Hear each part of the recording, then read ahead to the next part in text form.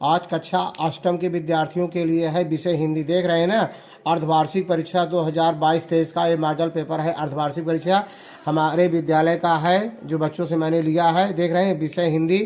Paper को एक बार पहले पढ़ना, समझना। जब आपको अच्छा लगे या समझ में आए कि हाँ ये पेपर हमारे यहाँ आ सकता है, तब लाइक करना, सब्सक्राइब करना, शेयर करना। पहले 2-3 बार देखना, अगर समझ में ना आए तो मत करना। पहला है अपठित गद्यांश। बिना ये आपके प्रतिभा का आकलन है, बिना किताब, आपके किताब में नहीं मिलेगा, अपठित है। देखिए, निम्नलिखित गद्यांश को पढ़कर नीचे दिए गए प्रश्नों के उत्तर संक्षेप में लिखिए। भारत की आत्मा गांवों में बसती है। गांव के बाद चलते ही हमारे मस्तिष्क में धूल भरी गलियां, झोपड़ियां, पेड़ों की छांव, लहलहाते खेत की छब उभर आती है। यहाँ काम करने वाले निश्चल स्वभाव के किसान जी तोड़कर परिश्रम करते हैं। इसके बावजूद भी अन्नदाता अभावग्रस्त जीवन जीता है।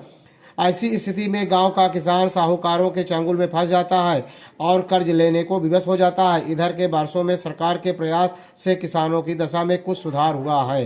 अब प्रश्न पूछा जा रहा है, गांव की बात चलते हमारे मन में किसका चित्र उभर आता है? तो अभी आपने देखा, हमारे मस्तिष्क में धूल भरी गलियां, झोपड़ियां, पेड़ों की छांव, लहलहाते के खेत की छत उभर आती है। पहले का उत्तर। दूसरा है, भारत की आत्मा कहाँ बसती है? गांव में। अगर यही पढ़े, अभी आप देखे होंगे, मिला होगा, गांव में बसती है।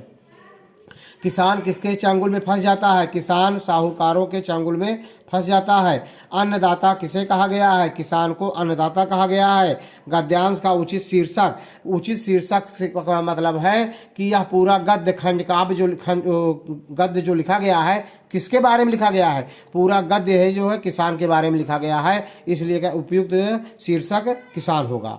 अगला क्वेश्चन भी हमारा देख रहे हैं हम,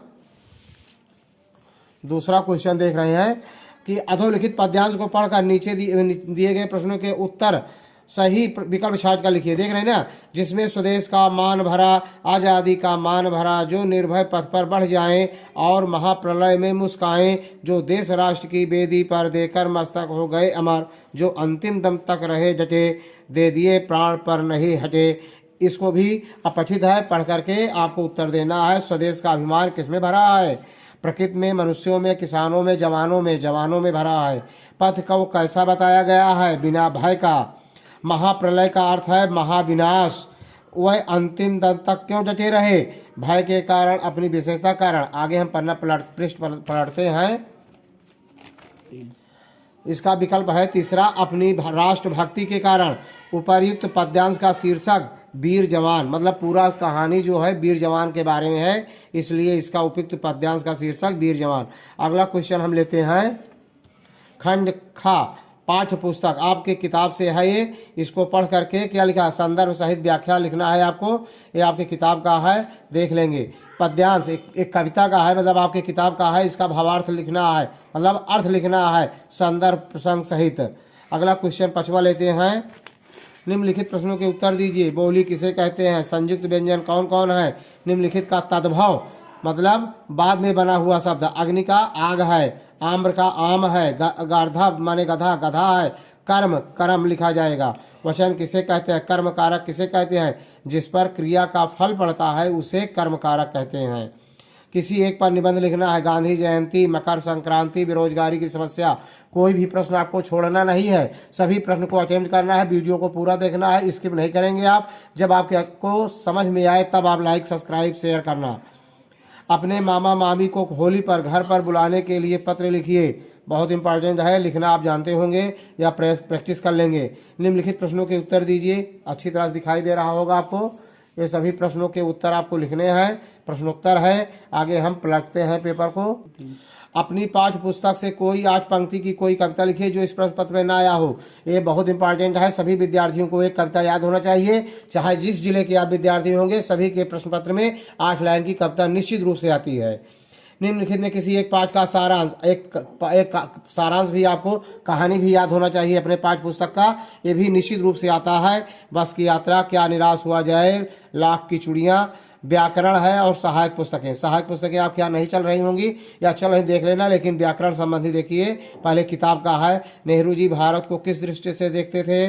भारत का नेपोलियन किसे कहा जाता है? बाबर कौन था, उसने क्या किया? राणा प्रताप कौन थे? सती प्रथा क्या है?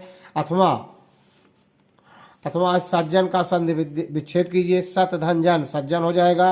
गुप्त का विलोम प्रकट होता है। सुंदर की भाववाचक संज्ञा सुंदरता होती है।